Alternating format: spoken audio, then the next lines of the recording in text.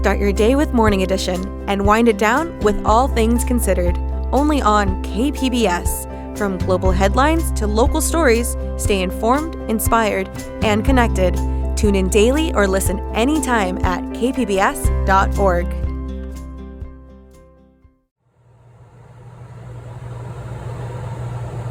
Just like Six Flags, huh? Nice bumpy up and down. This past summer, our producer Julio took to the skies in a small 5-passenger plane to survey the San Diego-Tijuana border region. At the controls was Captain Gary Kraft of EcoFlight. We're going to get a pretty good view of the river and the canal. Woo! Here we go. He and a small group of journalists took off from Brownfield Municipal Airport near the Otay Mesa port of entry, San Diego County's eastern gate into the U.S. We'll go out towards the estuary first. We'll come back along the border here. They were there to get a bird's eye view of the region to better understand the environmental issues impacting both sides of the border. From that height, you could appreciate the entire Tijuana River watershed and the cross-border geography, including the Tijuana River's roughly 118-mile course from its headwaters in Mexico into the U.S. So you guys should be getting a good view of the estuary down right below us. Leading the tour was Waylon Matson, environmentalist and co-founder of Four Walls, a nonprofit that works on environmental solutions for problems faced by marginalized communities. From the plane window, the sea shimmered and the Tijuana River snaked through to the Tijuana estuary, one of the largest remaining natural coastal wetlands in Southern California. Now we're going over Mataderos Canyon, probably the best view. San Diego and Tijuana. This is Los Laureles Canyon right here. That's where I spent a little bit of time. During this plane ride, Waylon pointed to the different landmarks where the watershed crosses the border, as the water flows from Tijuana downstream to different points in San Diego County. Yeah, there's the La Línea. No, it's not mal. Yeah, no, it's not. As they were flying over the San Isidro International Port of Entry, Waylon pointed to a semicircle of what looked like little squares looping from one side of the Tijuana River to the other. Yeah, there's Romo's trash boom. Whoop, whoop.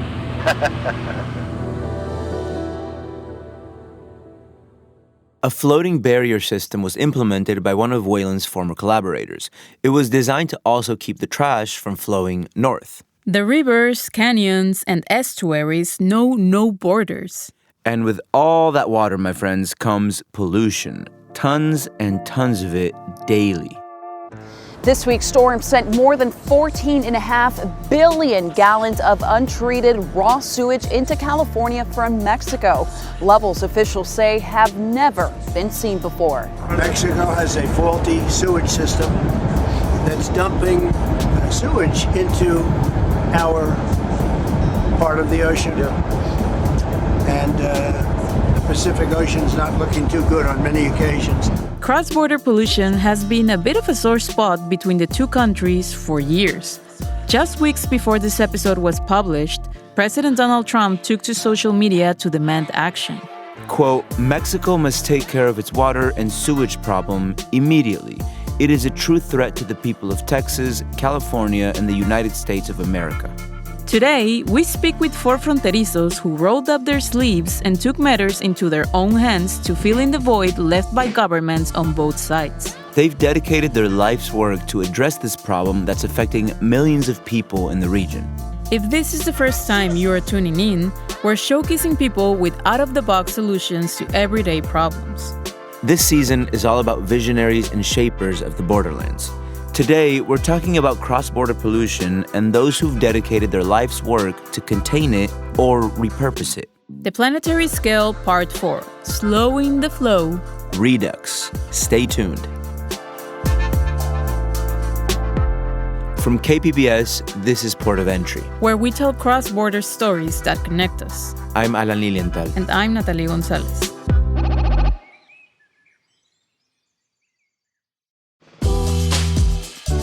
Figuring out the right sport for your kid can feel overwhelming. I'm taking that journey with my son Dorian, exploring different sports and revisiting the fields that I grew up playing. Together, we're searching for the right fit and maybe reconnecting with a few old memories along the way.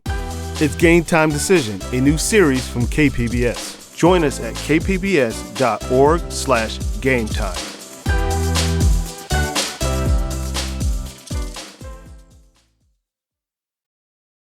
You are listening to Port of Entry. Stopping the flow of pollution can feel like a Sisyphean task. With every effort to tackle it, more trash seems to appear. That's why addressing the pollution crisis at the border takes a multi-pronged approach. It involves many different types of interventions, from trash barriers to hillside reforestation to trash collection and repurposing efforts. Months before the plane ride, Julio made his way down to the Tijuana River in the U.S. side, near the South Bay International Wastewater Treatment Plant, and not far from the Tijuana River estuary. He was headed to the riverbed, right where the Tijuana River crosses the international borderline to a concrete-lined canal beside the border fence locally known as El Bordo. Gray silt covered the riverbed. This is silt coming from Tijuana. This is the Rio Tijuana. This is the Rio Tijuana. Right here. Right, we are in the middle of the Tijuana River. He was there to meet environmentalist Oscar Romo. The project manager behind the trash booms that Waylon pointed out from the sky during the plane tour. Romo was wearing a bright orange raincoat and his signature beret. He pointed to the contaminated silt that made its way across the border, along with heavier trash. I would say this silt is full of toxics. That water, you can tell by the color that is Pretty polluted. Extremely polluted. Julio's boots would sink an inch deep in the gray silt as he was walking towards Oscar's installation site.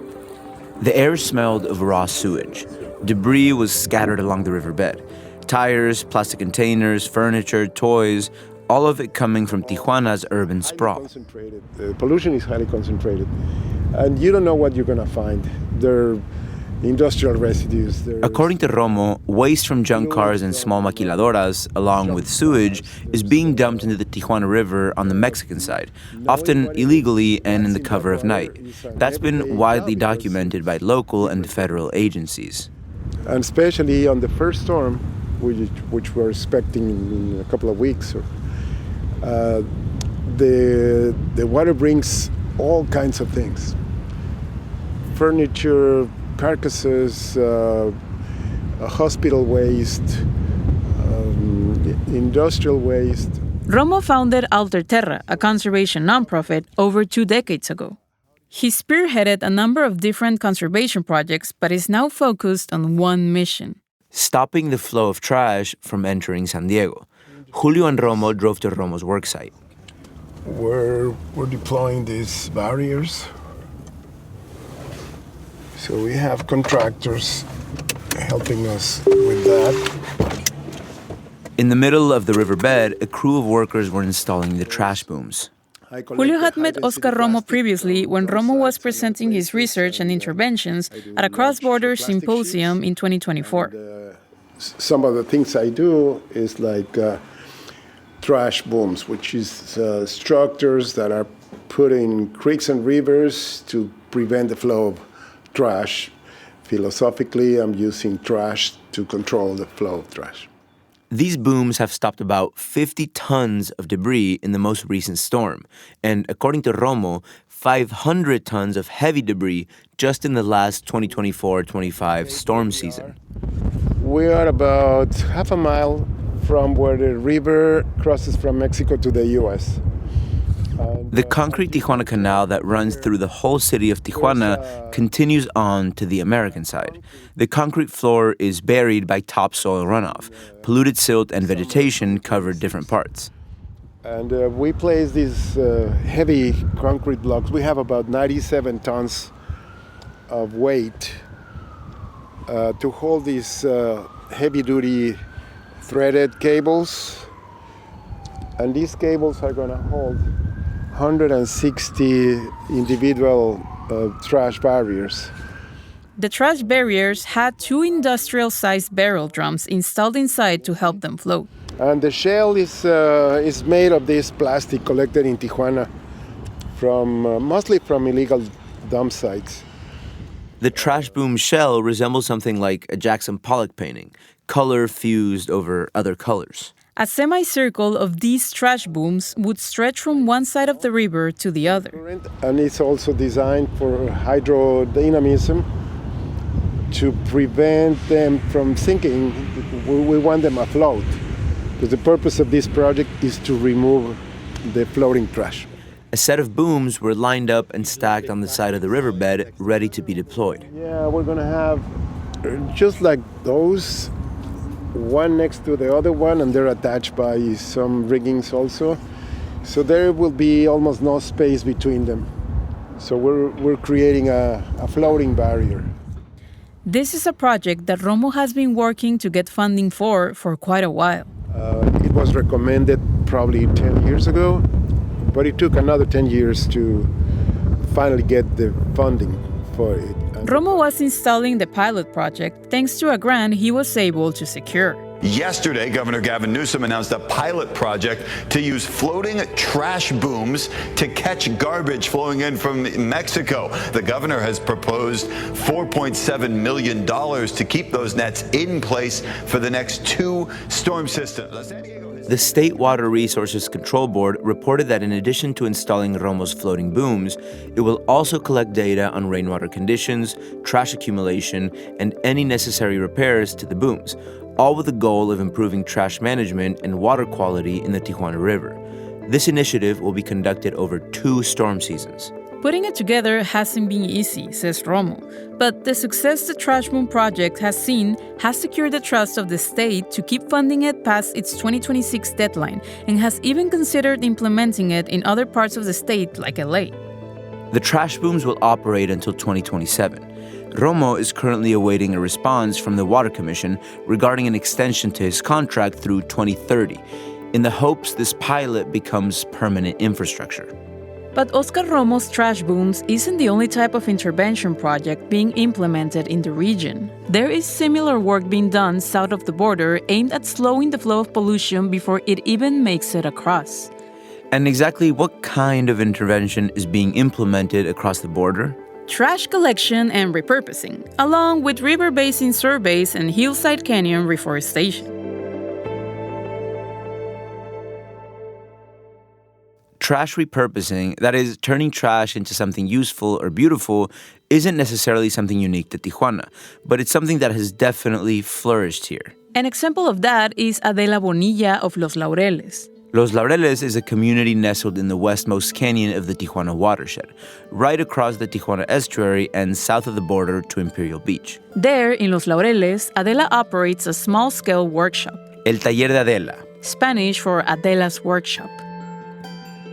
On the way to Los Laureles, Tijuana's iconic makeshift houses pepper the slopes of the canyon, and beneath them, informal trash dump sites. Hola, Adela. Hola. ¿Qué tal? Buenos días. This isn't our first visit to Adela's. We were here 6 years ago when Waylon first introduced us to Adela and her project. Back then, we highlighted how Waylon's nonprofit was helping mobilize the Los Laureles community around trash collection and repurposing. And Adela was key in that effort. Adela is a craft master. She makes a living making piñatas from repurposed material, but since then, she's moved on to crafting other things. Like plastic wallets and notebooks. From outside, plants of all kinds line the perimeter of Adela's workshop.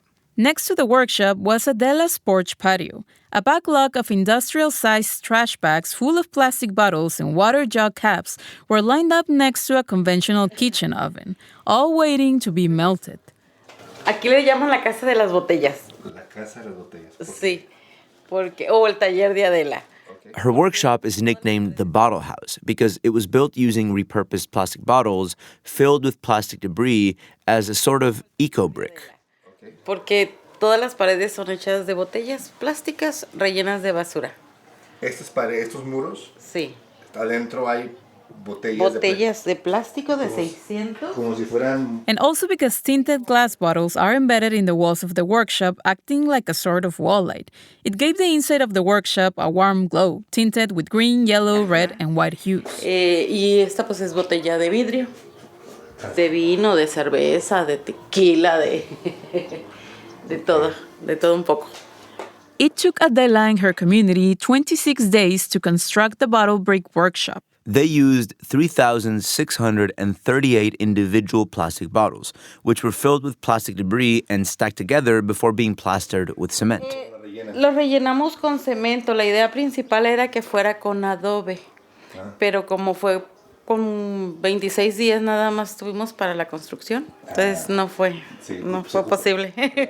The inside of Adela's workshop was crowded with Adela's work equipment that was donated to her and that she uses to teach others. A couple of heat presses, paper guillotines, a sewing machine, and many boxes with some of Adela's work that was ready to be delivered. She sources the material from the collection efforts of the neighborhood. Her neighbors leave the material they know she needs in front of her porch. Los mismos vecinos hay veces que traen el plástico y pues ellos igual van a la basura, ¿no? She also sources the plastic from maquiladoras or recycling plants every other week. Voy cada 15 días, cada mes me traigo 15, 20 bolsas. Adela remembers the time before the intervention projects. Trash would pile up on the canal. Sí, porque todo eso era basurero. O sea, todos los carros que juntan basuras en otros lados venían y ahí en el canal tiraban el escombro, la basura, árboles y todo eso. Determined to make a difference, Adela took matters into her own hands. She helped lead brigades focus on trash collection and repurposing in her community. She has lost track of how much trash she's collected. No tengo idea, pero sí fue bastante. It's just been a lot, she says.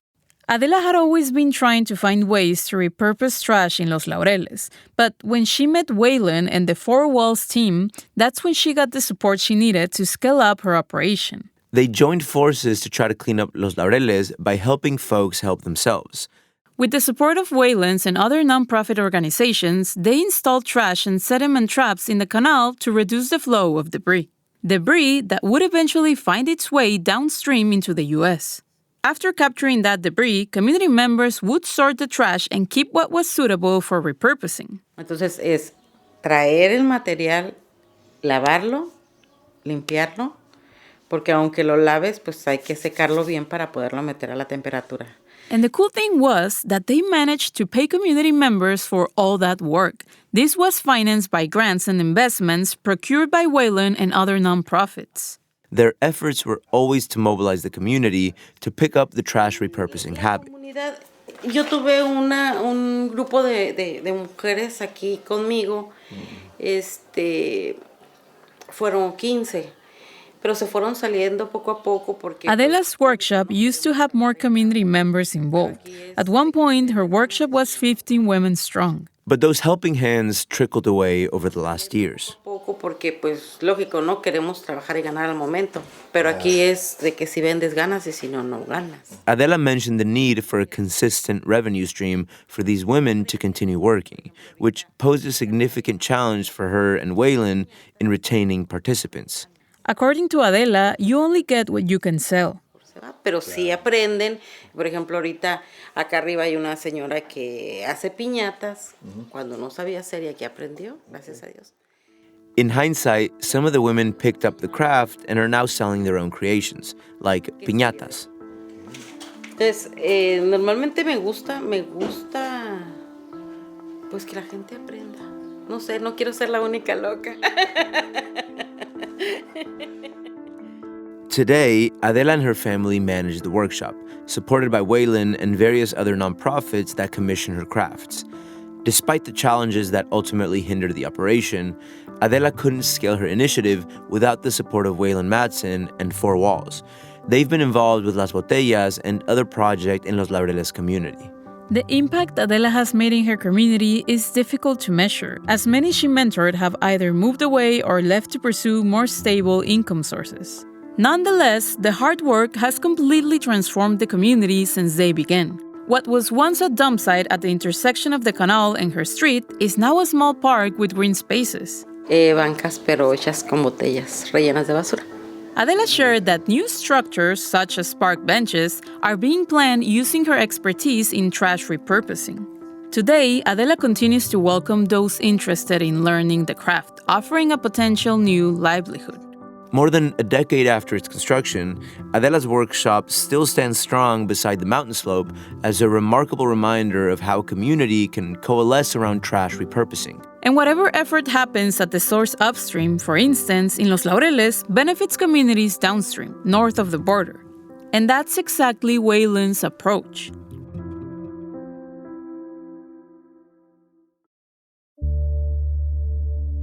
6 years after our first visit, pollution across the border continues.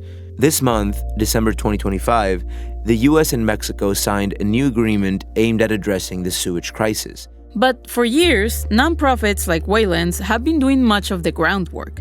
We wanted to check back in with him to see where those efforts stand. Wayland, how's it going, brother? Buenas tardes. Buenas tardes, señor. How you doing, buddy? I'm doing good. How about yourself? Doing good, man. Wayland invited us on a ground tour of the watershed, including some old stomping grounds of Wayland's in Los Laureles. Julio tagged along for the ride. Well, Laureles it gets a lot of attention because its proximity to the tidal wetlands, which are super valuable for environmental services. And then it's also a place where urban sprawl is easily documented. Wayland explained that the settlement has developed over the past 15 to 30 years, growing from a small informal community of hundreds to nearly 100,000 people residing in just one canyon. Like a microcosm of all the other subbasins that are contributing to this problem anyways. He perceives what happens in Los Laureles as an example of what takes place in other parts of the watershed that have uncontrolled trash problems and erosion of soil. We created a hydrofinancial model that we really saw as a tool to really share with downstream beneficiaries the opportunity to invest in Mexico at the source and not have to deal with the long-term mitigation of the transboundary sediment and solid waste. Wayland suggests that California could save significantly by implementing proactive solutions south of the border, requiring less investment than current projects like Oscar Romos, although he admits this is easier said than done. The municipality of Tijuana manages the stormwater, but the state manages the wastewater. And in California, we have so many different boundaries just within the Tijuana River Valley that you have California state parks, you have the county, you have the city, you have federal partners. Wayland's new role nowadays is to smoothen the communications between all these agencies that don't see eye to eye all the time. It's hard to get consensus out of all those groups to really focus on projects that are going to be beneficial. He and his nonprofit mobilized the Los Laureles community around this approach 10 to 15 years ago. They installed trash barriers, sediment traps, and energized trash collection around repurposing waste. Creating environmental solutions for the community with the community. Solutions that affects what happens north of the border or downstream of the river. I think we've been developing it since 2015, but we didn't really have the hydrofinancial modeling done until maybe 2017, 2018. And what that did was kind of prove our concept that depending on what interventions are done upstream, it will have a financial reward downstream. To what varying degree depends on the intervention. Our models show that a diversified portfolio of interventions is actually the best, so that you can wean out which one works the best and then reinvest in what does. Wayland started in Los Laureles 15 years ago. He has now expanded his operation to a bigger basin in Mataderos Canyon, east of Los Laureles. It's definitely allowed us to get more grants because we are expanding something that already has worked. And most investors that we have spoken to want to do a watershed wide. They don't want to, if they're going to put that much collateral on the line, they want to do it at a much bigger level. They don't want to just do it in one little sub-basin. They want to have a Tijuana River watershed wide approach. So now we're in the process of building that scale up, and Mataderos is a huge part of that. Julio and Wayland stopped at Mataderos Canyon to collect a memory card of a camera that he and his partner Napo installed to monitor the basin level in real time. For the security, it's actually up on that pole over there.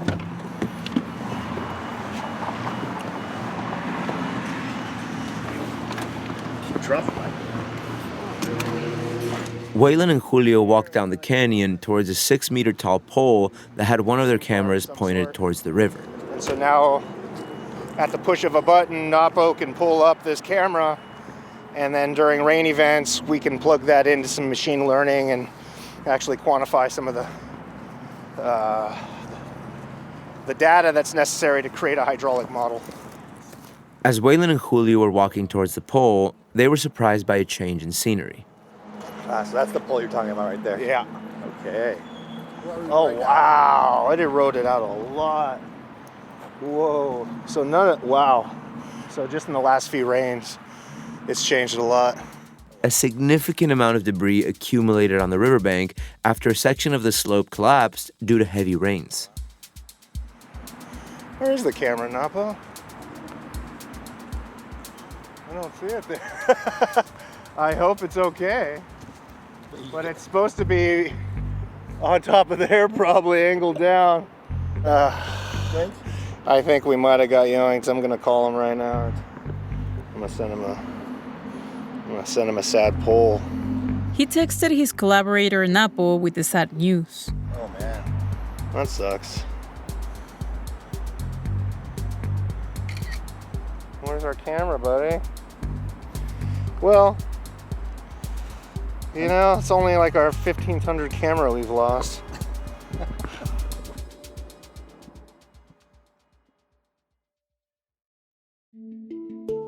Bummed out but not deterred, Waylon broke down the importance of having those intervention points. A big intervention that we're promoting and endorsing is having these systems at least in between opportunities where we can put sediment basins and sediment capture systems and trash capture systems, and we can slow down the velocity of the stream flow. We're gonna have to connect everything and connect it to interventions that will be able to slow the water down and capture some of this stuff. So another camera would have to be installed. You know, the water board is really pleased with that trash boom. So Oscar Romo's trash boom that we were talking about. I did see some videos about that. Yeah, they're saying that it caught in this last rains like 50 tons of trash. Damn. For Waylon, Oscar Romo's success helps to bring more spotlight to this cross-border problem. Waylon is advocating for the same level of intervention at the source, in Tijuana. Currently, he is working on developing a model to present to agencies and investors, aiming to support interventions on the scale of Oscar Romo's projects. But how do we get more? How do we keep going up further into the watershed rather than still dealing with it? The channel. I'm not saying that it doesn't need to be done. I'm just saying how can we do better? He is confident that the attention Romo's projects have garnered will eventually lead to broader support for interventions across the entire Tijuana watershed.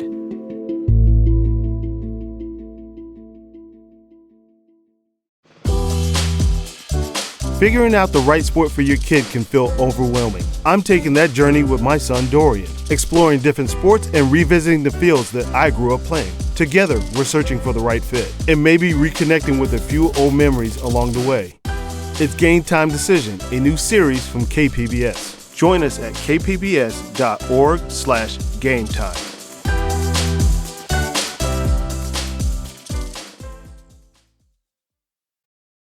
You are listening to Port of Entry. Bueno. ¿Cómo andas, Eve? Estamos aquí en Laureles ahorita. Vamos a... Our last stop was a nursery called Las Hormiguitas. Spanish for the little ants. I'm gonna meet my griñón. Yeah, my angry old man. Yeah, he didn't sound too thrilled. He's just a grumpy old bastard, man. I love him to death. From inside the property came out Waylon's grumpy old man, Jorge Ibañez. Waylon used to live with Jorge back in the day when he was building these brick-and-mortar community projects. This is Julio Jorge. ¿Qué tal? Él es un amigo de... recuerdo Ita y Alan, los hermanos de trabajar con Adela. Ajá. Él trabaja con Alan. Órale. Yeah. ¿Cómo están? Me gustan su... Look at this little fuzz on the face. Oh, qué cabrón. It didn't take that long before their love language took center stage. Hazing. They walked through Jorge's nursery. The area looked a bit run down, but well kept. Tengo como 20 años, más de 20 años trabajando con el video. Es que lo que estamos enseñando aquí a Tijuana es que conozcan la planta nativa. Jorge has been working on the nursery for over 20 years. Jorge's approach is twofold. First, teaching the community and the newer generations to appreciate the native plants, and second, to help fight erosion through reforestation of the hillsides, or as Wayland puts it, hill slope stabilization. Lo que tiene la planta nativa es a la vez también, es enraizadora, pero es enraizadora para abajo.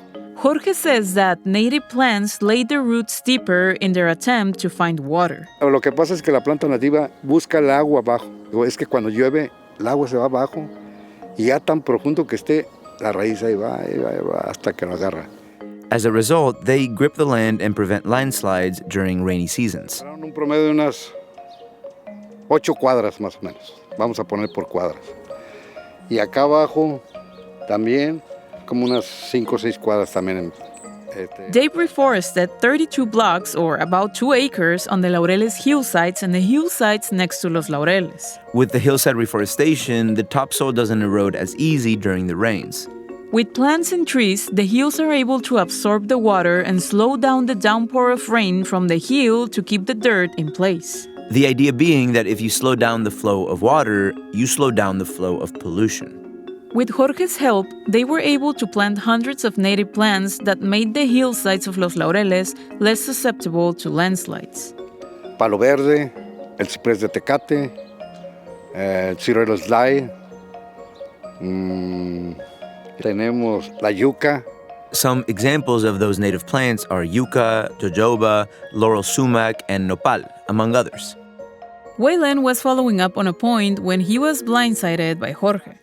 Single-use plastics in particular, we're trying to figure out circular economy goals. Yeah. Well, he's not here to deal with it. It's only our problem now. You see, Wayland wasn't the only crazy gringo trying to create a positive impact in Los Laureles. He had a partner in crime, Stephen Wright, his late star brother with whom he shared dreams, outlooks on life, and with whom he founded Four Walls and started this adventure in Los Laureles 15 years ago. You could ask him about Steve. Steve was his adopted nephew as well. Back when we were here 6 years ago, Stephen led the tour and Wayland kind of sat in the passenger seat. No, pues era una chulada de hombre ese muchacho. Jorge remembers Steve fondly. He was the one who kept Wayland on his toes, pulling his ears when needed, mentions Jorge. Good dude. Nunca he conocido a un así como el Steven. Bueno, como los dos pues andaban siempre juntos los dos. Wayland and Stephen were always together, Jorge shared, as he pointed to one of the walls next to the nursery where Stephen was immortalized in a mural with his daughter. Pero pues allá, mira, allá en aquella fila, allá le pusieron así en pintura hasta el Steve en una orilla ya. Y a mí me pusieron en la otra orilla acá. Stephen passed away in 2022, leaving behind family, friends, and loved ones. And also some stuff for Wayland to remember him fondly. So when we first built the dry toilet here, we were living here and using it, and it was full. We were both wrapping up our stuff. We were both heading our separate ways, and he just was like, "All right, see ya." And Jorge's like, "You got to clean out the bathroom before you guys go." So he left me with literally a box of shit and a bunch of piss. And I just remember being so infuriated with him. I'm like, "Oh, you left at a perfect time. You didn't even help me with cleaning out the bathroom." But Jorge remembers when they first got to the community, they didn't speak any Spanish. He shared that Stephen picked up the language quicker than Wayland did. And he did. He had the golden tongue too. He could always speak both in either language. He was very articulate and very. Jorge retells how Stephen would bring surfers down on surfing trips. Ese Steve me traía también surfistas que venían a ese, pero primero les ponía. Los voy a llevar a surfear, pero primero vamos a... Stephen would make it a ritual to stop at Jorge's nursery to help with any project that was being worked on. These surfers would help out and make a generous donation to the nursery and sometimes to Jorge. Julio had to ask, what did Wayland bring? ¿Y qué le trae el Wayland? Me trae pura chingada, no me trae nada. Just nothing, only work. Before helping to build Adela's workshop, Stephen and Wayland helped prop up Las Hormiguitas. From there, the community took them in. Yeah, it is gorgeous here, though. I mean, I love it for the place, man. It's like there's no other place like this. You know, I could do this anywhere else, but why? I love it here. The projects in Los Laureles stand as a testament to the brotherly bond between Stephen and Waylon, a connection remembered by the community into which they poured so much of themselves. Their timeless bond is evident in the enduring structures, maintained by stewards like Adela and Jorge. So, they became family, and I just, they supported all of our craziness. We were just the crazy gringos. Nobody knew why we were down here, and then eventually it just became we all have a shared purpose, and we were able to support each other in our work, Tackling the issues of cross-border pollution may seem like an insurmountable challenge. However, the connections and community-building efforts developed along the way make the task less daunting. Without the dedicated work of Waylon, Stephen, Adela, and Jorge, Los Laureles would look entirely different, and the estuary downstream would be at risk. Without Oscar Romo's project, even more trash would find its way into the ocean. They have successfully demonstrated to the governments on both sides that the projects are effective and urgently need to be supported and expanded.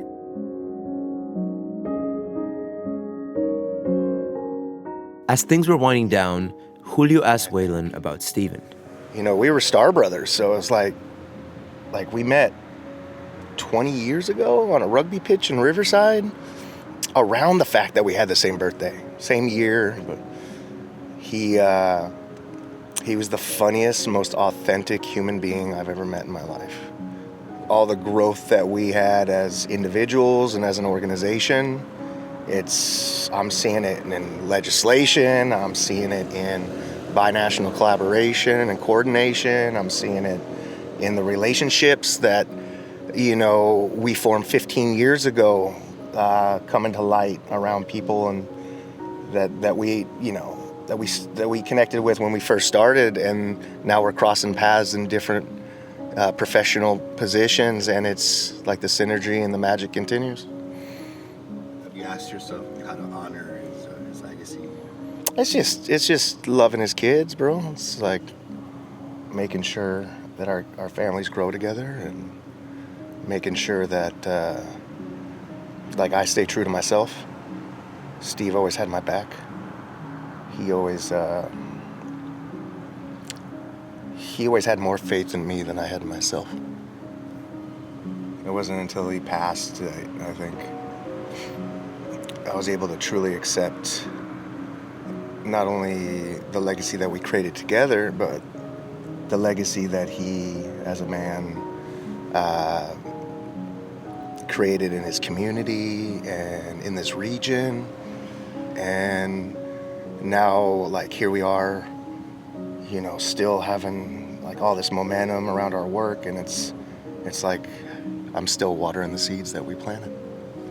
So it's an honor. It's an honor to continue the legacy and watch his kids grow and watch our work grow as well. Stephen's legacy is intricately woven into every gully, riverbank, and basin where he and Waylon cared to make a difference. With heartfelt dedication, Waylon ensures that the same care and love that defined his friendship with Stephen are infused into every project, every intervention, and every community effort he undertakes in the Tijuana-San Diego watershed.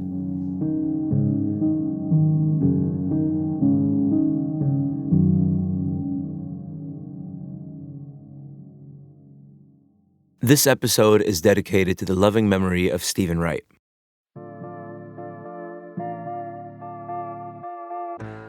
This episode of Port of Entry was written and produced by Julio Cesar Ortiz Franco. Adrián Villalobos is technical producer and sound designer. Ben Redlusk is our media production specialist. This episode was edited by Elizabeth Hames and Elma González Lima Brandao. Lisa Jane Morissette is director of audio programming and operations. For those of you that don't know, when I'm not hosting the show, I play in a cross-border band called Tu Lengua, and coincidentally, we just released an album called Basura, Trash. It's all about taking the trash out of your life, from your emotions, your relationships, metaphorically and literally. Some of that music is played in this episode, so if you like it, go ahead and look up Tu Lengua everywhere you listen to music. Soy Alan Lilienthal. Y yo soy Natalia González. Nos vemos pronto. Basura.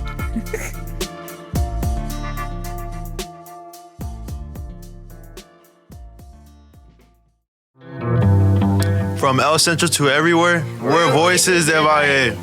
Voices del Valle? Voices del Valle is a team-produced podcast about coming of age in California's Imperial Valley.